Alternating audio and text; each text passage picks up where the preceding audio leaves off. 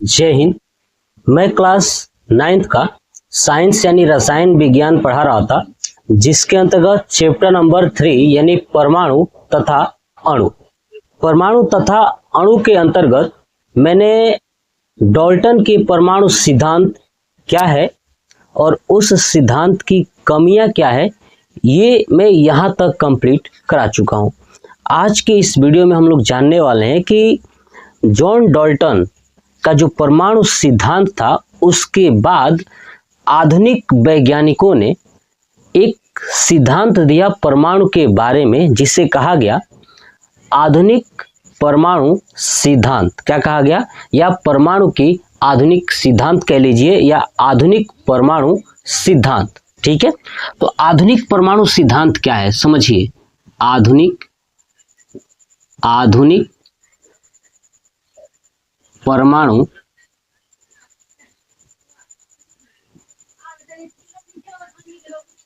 सिद्धांत।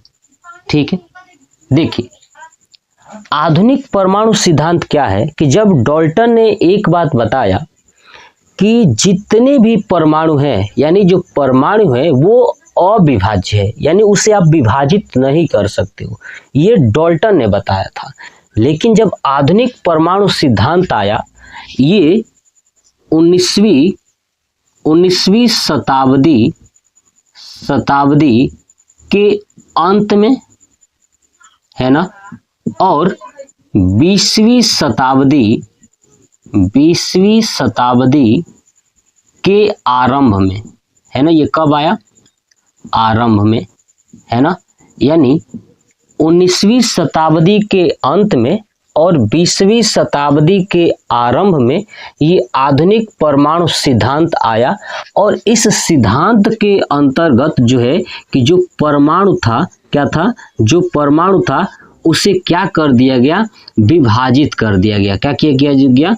विभाजित कर दिया गया। ये पॉइंट्स याद रखिएगा कि 19वीं शताब्दी के अंत में और 20वीं शताब्दी के आरंभ में परमाणु को विभाजित कर दिया गया। और इसको विभाजित करने वाले जो वैज्ञानिक थे, जैसे रदरफोर्ड, एक का नाम था रदरफोर्ड, ठीक है, क्या नाम था? रदरफोर्ड। दूसरा चैडविक, क्या नाम था? चैडविक। और तीसरा थॉमसन, क्या नाम था? थॉमसन। ठीक है, ये इन्होंने क्या किया कि परमाणु को विभाजित कर दिया और परमाणु को तोड़ दिया। तो एक चीज तो डाल्टन का जो सिद्धांत था वो फेल हो गया यहीं पे, क्योंकि डाल्टन कहता था कि परमाणु एक अविभाज्य है, जबकि आधुनिक परमाणु सिद्धांत में जब ये वैज्ञानिक आए, उन्होंने परमाणु को विभाजित कर दिया। और किस किस भाग में किया? तो रदरफोर्ड ने जो है कि जब इस परमाणु को तोड़ा तो उन्होंने प्रोटॉन बना दिया। क्या बना दिया? उसमें क्या खोज दिया? प्रोटॉन खोज दिया। जब चैडविक खोजे, जब चैडविक जब उस परमाणु पे रिसर्च किए, परमाणु को तोड़े, तो उन्होंने यहां से निकाला न्यूट्रॉन। क्या निकाल दिया? न्यूट्रॉन। ठीक है, और जब थॉमसन ने उसे रिसर्च किया तो उन्होंने निकाला इस पर इलेक्ट्रॉन। क्या निकाल दिया? इलेक्ट्रॉन। यानी जब इस वैज्ञानिकों ने परमाणु के ऊपर रिसर्च किया, परमाणु को तोड़ने की कोशिश की, तो 3 भागों में तोड़ पाए, प्रोटॉन, न्यूट्रॉन और इलेक्ट्रॉन। तब इन्होंने ये बात बताया कि जो परमाणु है, परमाणु के अंदर 3 कण मौजूद हैं, यानी परमाणु का जो निर्माण है वो 3 कणों से मिलकर बना हुआ है, जो प्रोटॉन, न्यूट्रॉन और इलेक्ट्रॉन। अब ये कैसे इन्होंने रिसर्च किया, कैसे ये तोड़ा परमाणु को, ये हम लोग चैप्टर नंबर 4 में पढ़ेंगे। उसमें आपको पता चलेगा कि आखिर में परमाणु को तोड़ा कैसे गया। चैप्टर का नाम है शायद परमाणु की संरचना। ठीक है, चलिए, तो ये था आधुनिक परमाणु सिद्धांत। क्या किया गया? आधुनिक परमाणु सिद्धांत के अंतर्गत जो है कि 19वीं शताब्दी के अंत में और 20वीं शताब्दी के आरंभ में वैज्ञानिकों ने परमाणु को विभाजित कर दिया और कहा कि परमाणु प्रोटॉन, न्यूट्रॉन और इलेक्ट्रॉन नामक कणों से मिलकर बने होते हैं। तो ये बहुत बार एग्जाम में पूछा जाता है कि परमाणु के कितने मूल कण है। तो याद रखिएगा, परमाणु के 3 मूल कण है। कितने? 3 मूल कण है। 3 मूल कण है। ये पॉइंट्स आप याद रखिएगा, बहुत बार कंपटीशन में ये चीजें पूछी जाती हैं कि परमाणु के कितने मूल कण हैं, तो 3, इलेक्ट्रॉन, प्रोटॉन और न्यूट्रॉन यहाँ पे लिखा हुआ है। क्लियर? तो ये मूल कण थे जिससे परमाणु बना हुआ है। अब ये जब आधुनिक परमाणु सिद्धांत के अनुसार जब टूट गया, तो जो डाल्टन था, डाल्टन ने जो अपना परमाणु सिद्धांत दिया था ना, उसे संशोधित किया गया। क्या किया गया? उसे संशोधित किया गया, उसमें संशोधन किया गया और संशोधन करके उसके सिद्धांतों में सुधार किया गया। क्या क्या सुधार किया गया समझिए। यानी आधुनिक परमाणु सिद्धांत के अनुसार जो है कि डाल्टन का जो सिद्धांत था उसमें संशोधन किया गया। और संशोधन में क्या था कि पहला पॉइंट यही हो गया कि परमाणु एक विभाज्य कण है। क्या कहा गया? कि परमाणु एक विभाज्य कण है जो इलेक्ट्रॉन, प्रोटॉन, न्यूट्रॉन मूल कणों से मिलकर बना होता है। ये पहला संशोधन किया गया, पहला बताया गया कि परमाणु एक विभाज्य कण है, ठीक है, जिसके अंदर जो है कि इलेक्ट्रॉन, प्रोटॉन, न्यूट्रॉन के जो कण होते हैं वो मौजूद होते हैं। पहला उन्होंने बताया, सुधार किया। दूसरा क्या सुधार किया?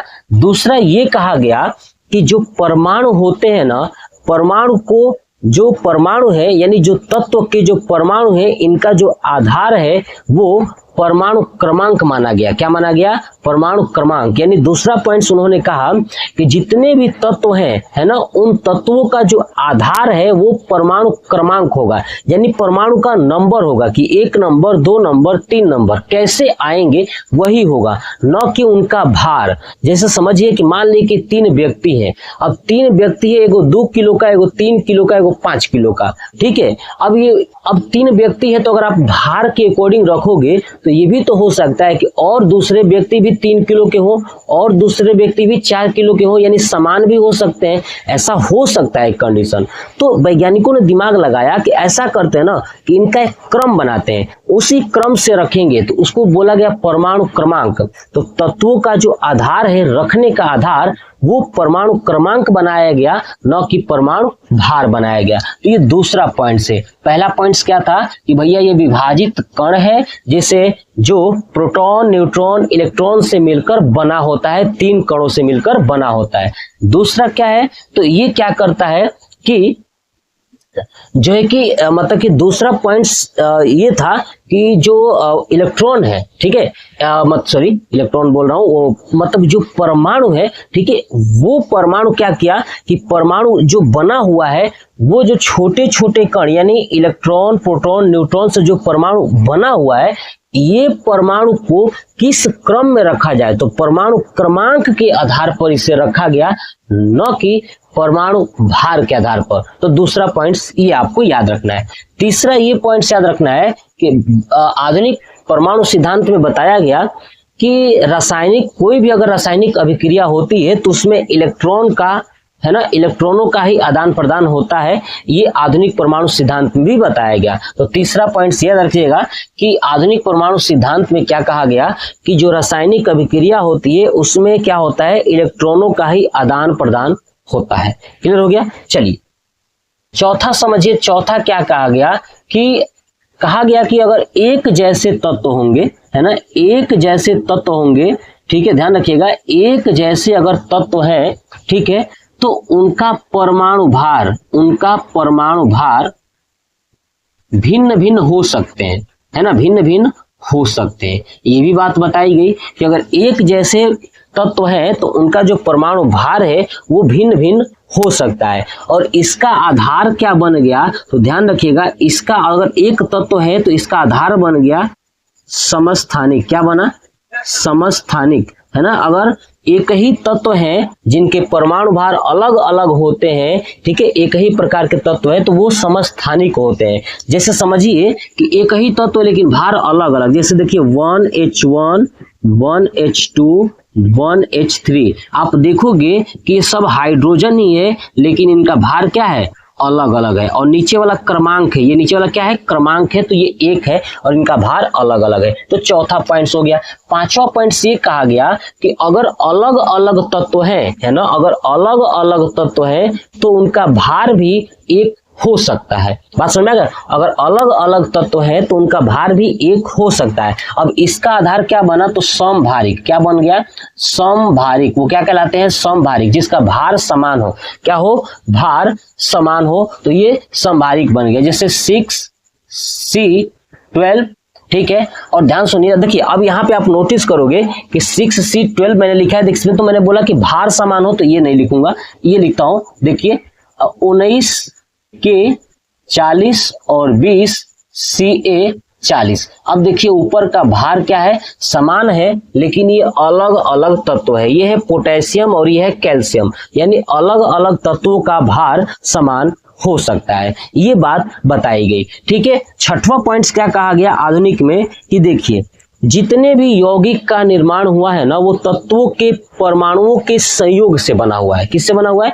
जितने भी यौगिक का निर्माण हुआ है वो तत्वों के परमाणुओं के संयोग से बना हुआ है, वो यौगिक होता है। वही क्या होता है? यौगिक होता है। यानी टोटल मैंने आपको 6 पॉइंट्स बताया। आप पॉइंट्स को सुनिए और अपने कॉपी पर नोट करिए, और जब आप बुक को रीड करोगे या कॉपी को रीड करोगे तो ये चीजें याद हो जाएंगी और आपको बहुत अच्छे से समझ में आ जाएगा। क्लियर? तो ये था आधुनिक परमाणु सिद्धांत, ठीक है।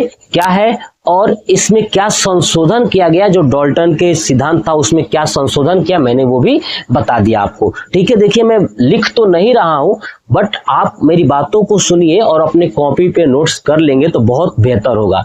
नेक्स्ट वीडियो में मैं आपको पढ़ाऊंगा कि परमाणु क्या है और परमाणु की संरचना, आकार कैसा है। उसके बाद परमाणुओं का प्रतीक क्या है, प्रतीक चिन्ह क्या है, कैसे परमाणुओं को दर्शाया जाता है, ठीक है। जैसे एग्जांपल दैट समझिए, जैसे देखिए मैंने जिसे लिखा है H, तो H को हाइड्रोजन कहते हैं। तो आखिर में ये H लिखने की जो बात है वो किसने बताया था? क्यों H ही लिखते हैं, क्यों नहीं कुछ और लिख देते हैं? तो ये चीज होता है प्रतीक। तो ये हम लोग नेक्स्ट वीडियो में मैं आपको समझा दूंगा, और आप मेरी बातों को सुन सुन करके अगर नोट्स बना लेते हो ना, तो मैं गारंटी देके कहता हूं कि बहुत मजा आएगा उस नोट्स को पढ़ने में और समझने में, या किसी को पढ़ाने में, ठीक है। तो आपको बस समझना है, समझ करके आप तैयार करिए और अपना बेहतर दीजिए, ताकि आपको और अच्छे से मैं समझा सकूं। आप जितना टाइम देंगे उतना अच्छा सीख पाएंगे, ठीक है। तो आप इसका स्क्रीनशॉट ले लीजिएगा और कमेंट बॉक्स में कमेंट करके बताइएगा कि आपको ये वीडियो कैसा लगा। जय हिंद।